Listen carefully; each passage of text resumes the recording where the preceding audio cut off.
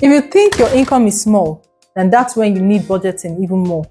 That's when you need to plan it even more. Why? Because you really don't want to stay on this level, right? So you should have a bigger push to change your financial status. So meaning, what do you have in your hands?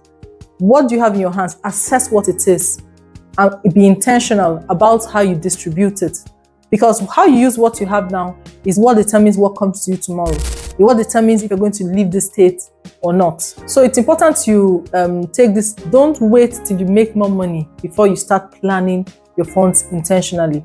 When your income is small, that is when you should even start and be more intentional about it. So what do? Look at what you have, allocate it to your needs intentionally.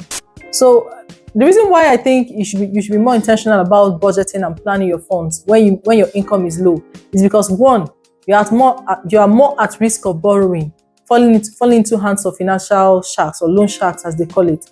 You are at the risk of having a misbalance because the income is small. Just your purchase of food can mean that you not have money to pay school fees for your son, right? And they are both important, and on and on and on. So you're at risk of more stress. You're at risk of being tempted to go into bad loans.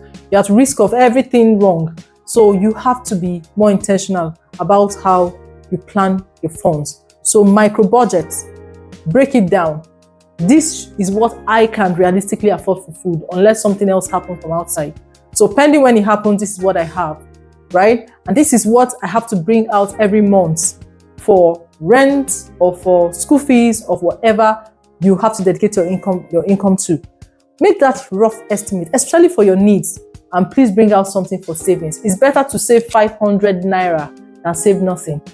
Save money because that's your hope for any form of growth tomorrow. Some time ago, someone called and said there was an opportunity to have a property for a relatively low amount of money. And that was because the person was aware that the person they called was saving.